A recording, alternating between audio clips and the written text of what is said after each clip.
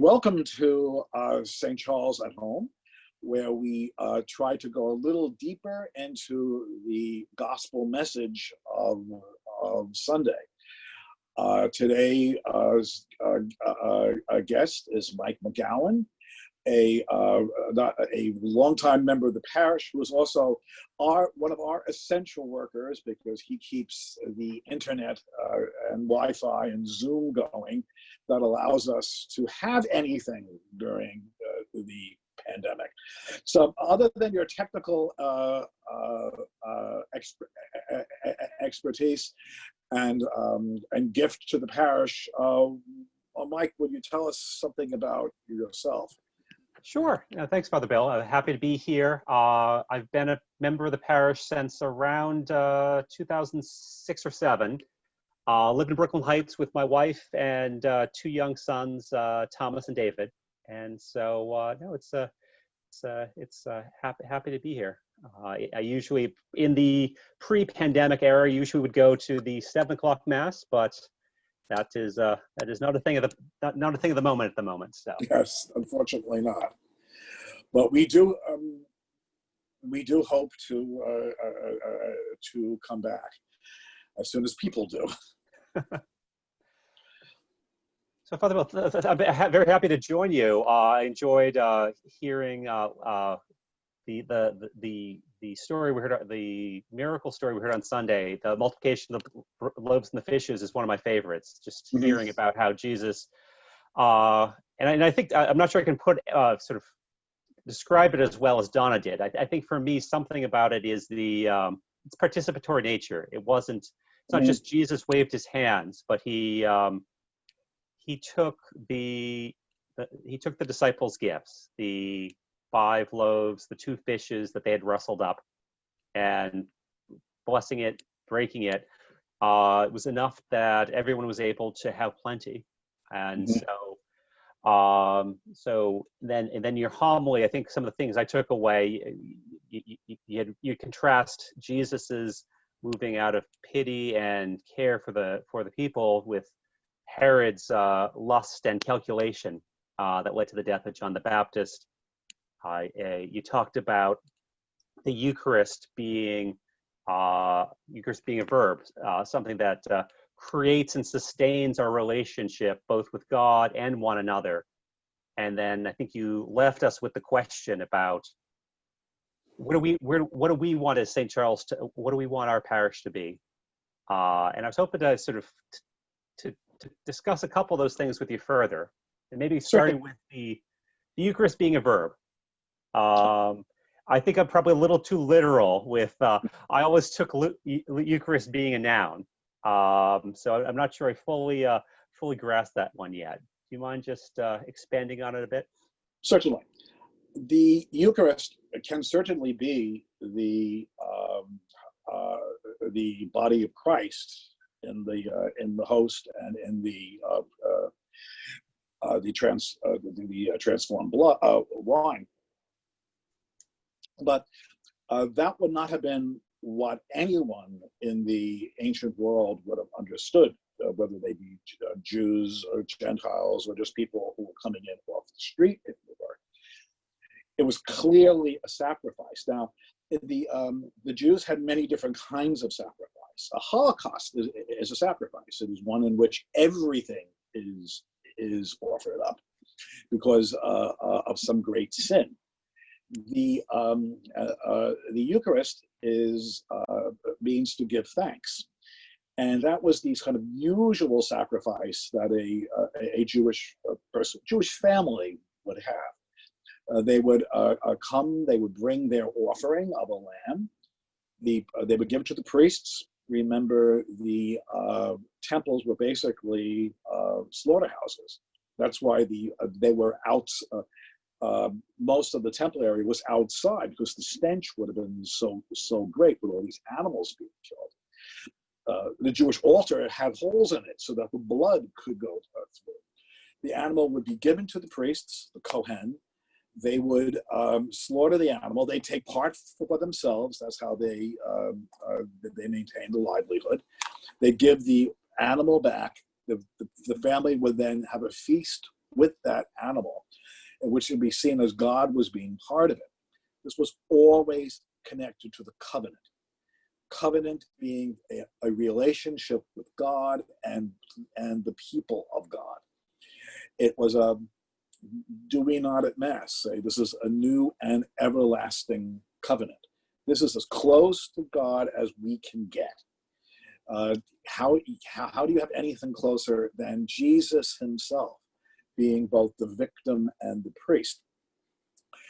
And notice, it's just not us. It's the entire community. So when I say that Eucharist is verb, I mean it's this process. In fact, in the early church, one of the first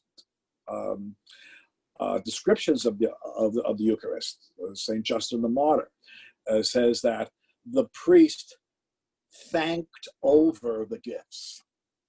It was again seen as a process, but I also mean the process ends with that covenant, that community.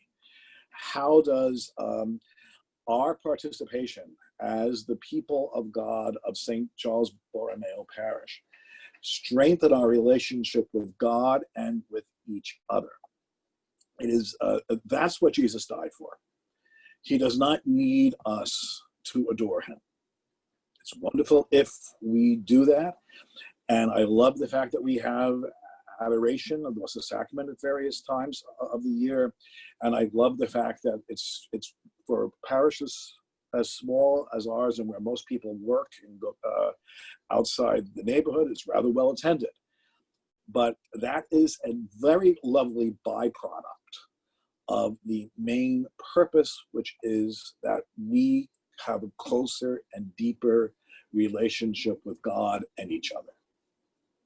And it's the second part, the relationship with one another, that especially struck me. And I think that you expanded on that as you went on in your homily. You talked about one of the measures of your participation at Mass was you knew you fully participate in Mass by your relationships with others during the week, and I thought that was an interesting way to think about it.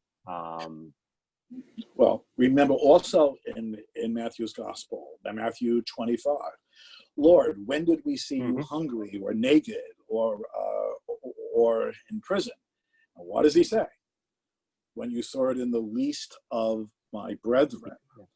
That is just a little more complicated than it may seem on first reading, but it basically is what we feel on our hearts it is.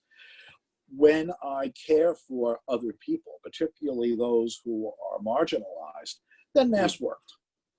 And if during the course of the week I ignore my brothers and sisters, I find excuses to not show caring when I can, Mass didn't work. I should stay in bed. Yeah, and I think one of the small positives that's come out of the pandemic, I've really enjoyed the greater number of events that the parishes have. I mean, there's always, you can always pray alone, but I mean, I find that the community events, as you're talking about, that I found sometimes that hour on Sunday, sometimes you get a lot out of it, and sometimes just with the deluge of information, it passes, and it's, oh, what did Father Bill say, and what was there? So I very much enjoyed both the variety and hearing other people at the faith sharing events, the rosaries, just the other perspectives, and in a way, even though we're distant, actually it is a bit more interactive as opposed to just seeing the backs of people's heads at Mass. I've actually really enjoyed hearing other people's experiences, how they pray. And I think I've really learned a lot, and it gave me a lot to ponder over during that. And notice, to me, the most important thing here is that these are all lay-led. My participation in these things is on Fridays at Vespers. I'll do the blessing at the end. That's it. Hmm. Due to you and Francis were able to get this, people are able to connect. Due to Katrina, we have those lovely rosaries. Yes. I was the rosary, as a dyslexic, the rosary was never my favorite prayer, because I would sometimes it'd be nine. I'd say 9 rosary beads, sometimes 12, and probably evened off somewhere around 10. But this way it can be followed easily. There's beautiful art. The colors do not offend me. It really is a lovely experience, and it's led by the people in the parish. The Vespers is the official prayer of the church. We often refer to it as the priest's office. It's not. It is the official prayer of the Roman Catholic Church, which can be led by a layperson as well as a priest. So this to me has been very encouraging, and this is the kind of thing. And when I say that the church has to be refounded, this is one of the things that I think is good for us to keep, as you say, from this otherwise rather loathsome experience of the pandemic, that I hope this has unleashed among our parishioners a desire not only to pray, but maybe to lead prayer, and maybe to advance. We've been experimenting in some cases with Lectio Divina, a very lovely form of meditative prayer at which I am not good. We're discovering that the people in the parish who are. What a wonderful opportunity to share this, this wonderful means of prayer. Faith sharing, beautiful thing. I look forward to it on Sunday mornings, and kind of wonder why more people aren't joining it, because it is a wonderful way to prepare for Mass, so that the Mass is exactly what we say it is, the source and summit of our Christian lives, not the only part of it. That's a good point. And how about the St. Charles at Home? This will now be the 20th episode that we're having, and I've really enjoyed being just by virtue of sort of flipping the switch to record. And I think that you give us too much credit. The Zoom things are easier than they need to be. Happy to do it. Really enjoyed listening to the discussions. I think some of my favorites are hearing you and Ali Moran talk about beauty and art, and listening to Father John and Alicia Washington talk about leisure and work, and that elusive balance. And Monsignor and Donna talk about how to make the church more inclusive and welcoming. How about for you? Anything that struck you from the St. Charles at Home past episodes? I like the fact that so many people. Yes, I recognize that people are paying attention, and that they're bringing their own life experiences to what I'm saying in the homily, and that it certainly does open up that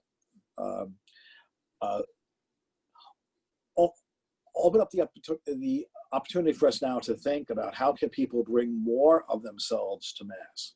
The more you bring, the more you can take away from it, and the more tangible will be the reality of that covenant of which we spoke. If you read the readings over beforehand, maybe reading it with a Bible like the New American Bible that has admittedly extremely tiny print notes, but excellent notes. I mean, so that when you're reading it, maybe one of us will touch on what a certain word means. Maybe we won't, but a good gospel translation that has a good apparatus with it will lead to a better understanding. As we look at different kinds of prayer, if you meditate on the word, which is whether it be the Jesuit form of prayer of composition or centering prayer, using the readings for the week, for the Sunday Mass.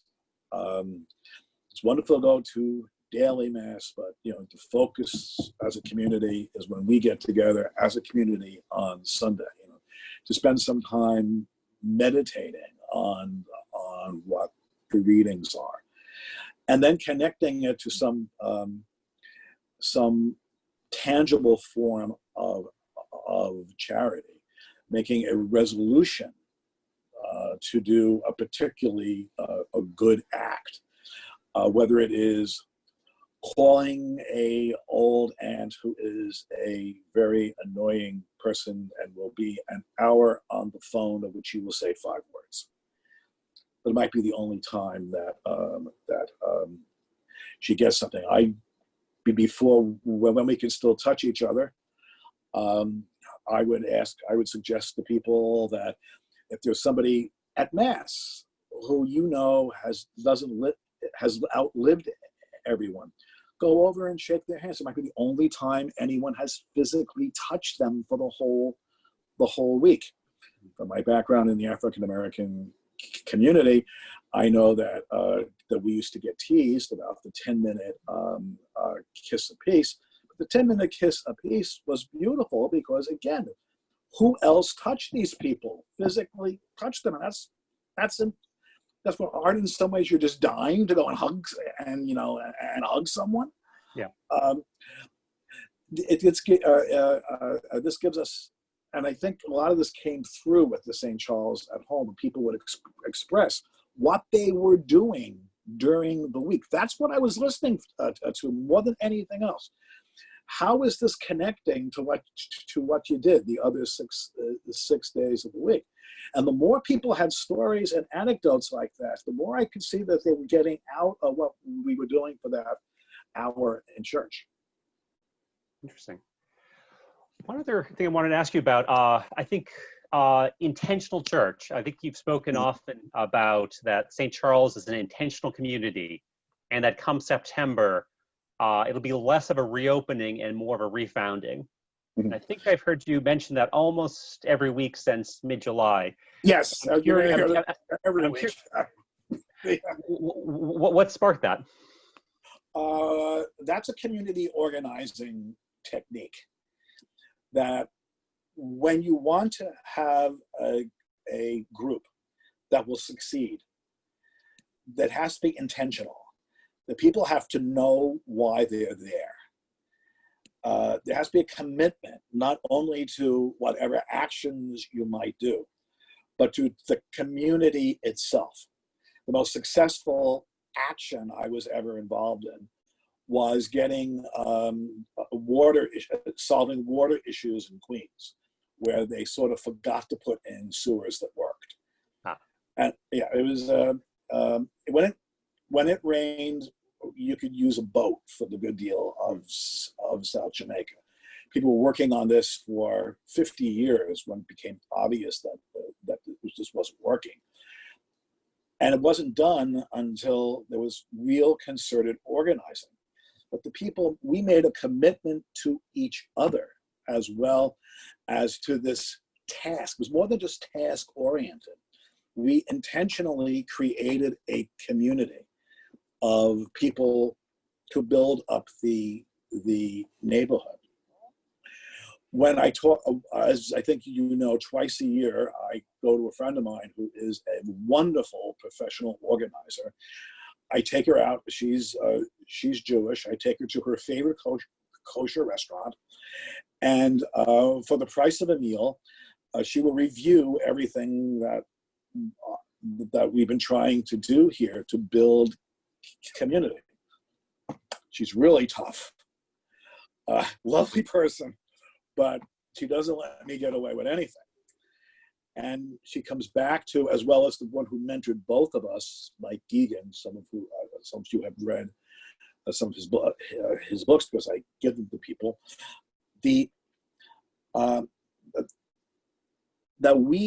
Because people have to pass by other churches to get here, and frankly, no one knows where this church is. I had somebody from Catholic Charities checking something out in the church today. She's worked for Catholic Charities down the street for years, didn't know the church was here. I mean, really? It's rather large. Well, it is on City Place. Yeah. People have to make a commitment to come here. It's intentional. Mm-hmm. Now, how strong were those bonds? We have people who a number of people come from Williamsburg. Have they discovered, through just talking to people? There's a couple of nice churches in Williamsburg. We have people who live in Manhattan and could get to St. Patrick's Cathedral downtown, a wonderful church with a nice young pastor who, very smart man. It wasn't broke, he isn't fixing it. What do we have that we can offer to people that they still want? And I think when I talk about refounding, is we have to clarify our mission. We have to, things came together, and as I've said, in March of this year, I've been a priest for over 40 years. This was the best I've ever seen a parish. Everything was working beautifully. That very day, we were going to try to start a group for parents for toddlers, and now, poof. As we reestablish, or as we found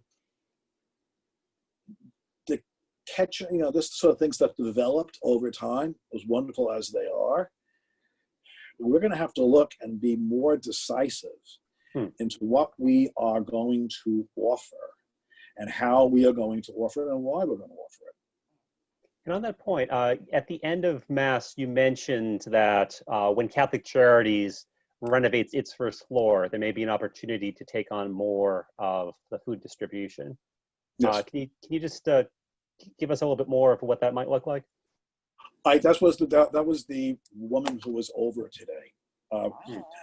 She clarified that we can call it a food pantry, but it's not, because all we'll be doing is repacking food. They will deliver the food to the back of the church on Wednesday.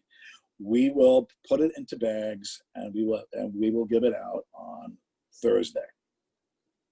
And we will be the initial commitment will be for a couple of months, and then we can see what happens, if they even have room, which I doubt in Catholic and 191 to have anything. This appeals to me for several reasons. The honest reason is that I can do it physically. The average age of somebody working in a food pantry is 74. Oh. Because it is one thing. It's there's labor involved, but not much. I can still do it. So a person of a certain age, which I now can do it. It doesn't require us to go any place. Doesn't require us to do things that are physically and mentally impossible.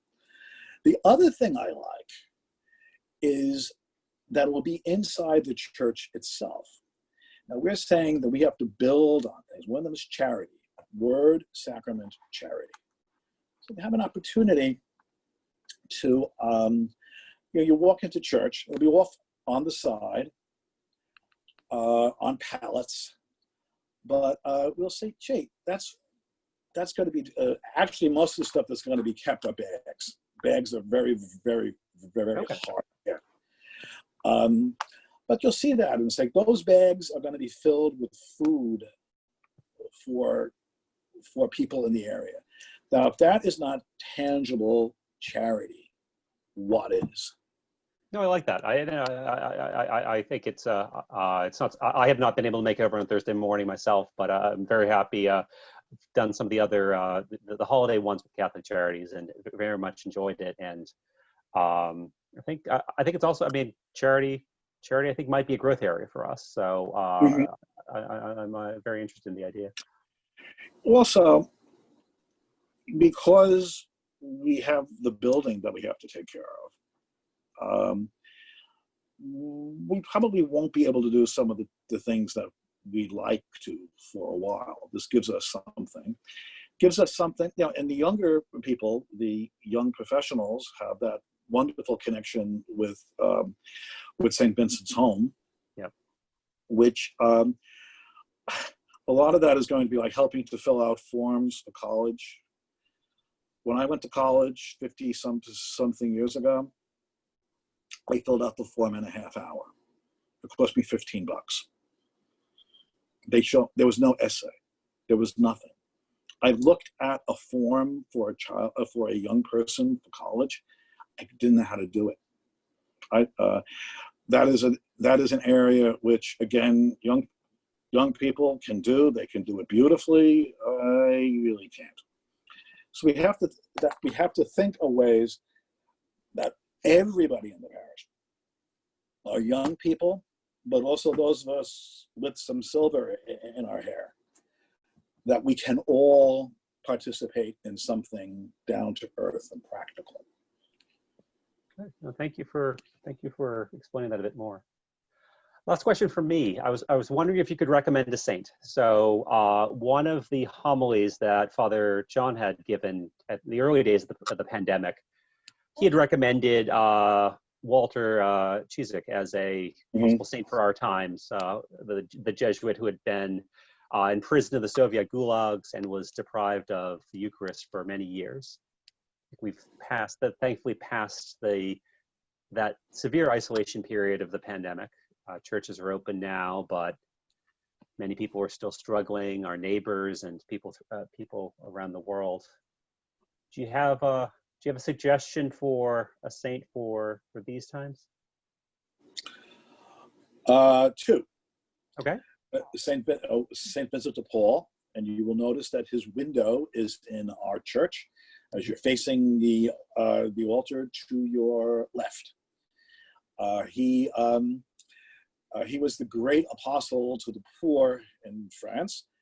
And if you can get, I still have it somewhere, the movie Monsieur Vincent, one of the few religious movies I can watch without gagging. Okay. And he was a brilliant administrator. And he, every time he would try to deal with the poor, he would get frustrated with the stupid way that people were trying to get to deliver it, and he'd wind up administrating. And then he'd run away. Sometimes once to a galley slave, as virtually a galley slave. And his favorite, the great line from the movie is, "I am called the apostle to the poor of France, and I no longer know the name of a poor man." I think what he teaches us is, yes, we are to write out those checks to Catholic Charities. We're doing a great job on support local things for the poor. That's all great. Give to people on the street, but do you know their name? Is there any relationship? As I think I've mentioned at times, there was part of my life that my mother and I really didn't have anything, and sometimes it was the attitude of people. They're saying, "I wish you would take that gift, and I'll tell you where to put it." That's why I'm so supportive of Catholic Charities when they have the jazz festival, where the money goes to give parents gift cards so they can buy things for their children, so that it's just not we have decided what you want. With Vincent de Paul, you get that personal sense, and I think as an intentional community, one of our things has got to be more hands-on.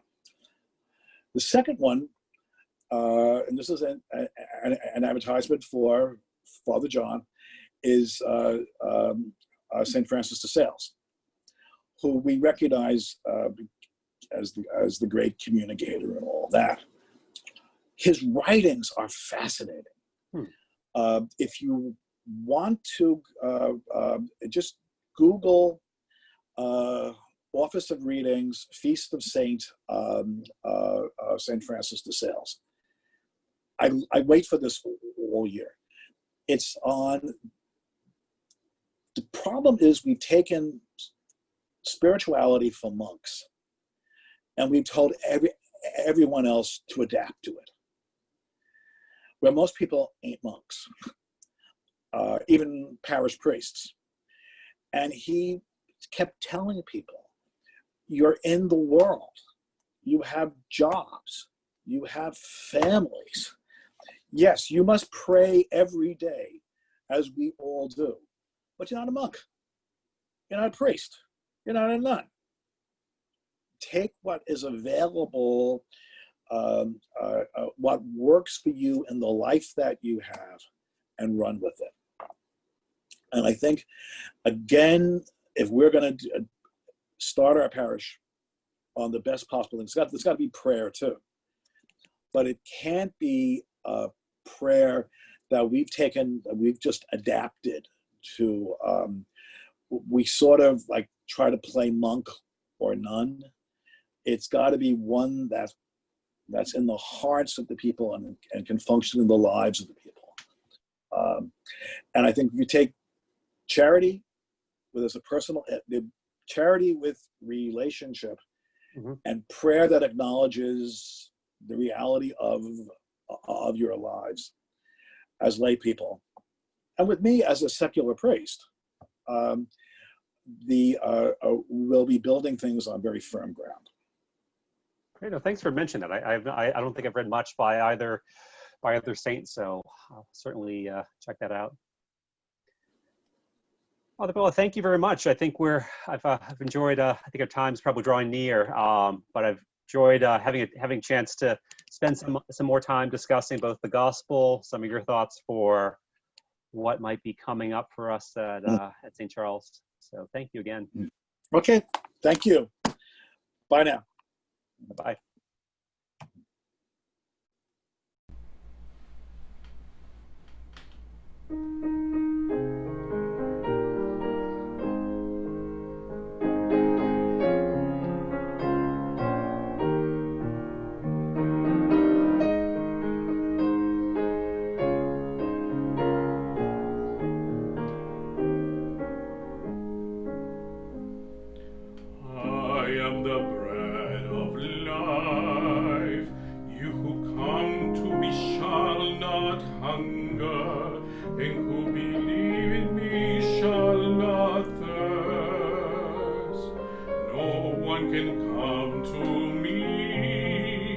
Unless the Father beckons, and I will raise you up, and I will raise you up, and I will raise you up on the last day. The bread that I will give is my flesh for the life of the world, and if you eat of this bread, you shall live forever. You shall live forever, and I will raise you up, and I will raise you up, and I will raise you up on the last day. Unless you eat of the flesh of the Son of Man and drink of his blood,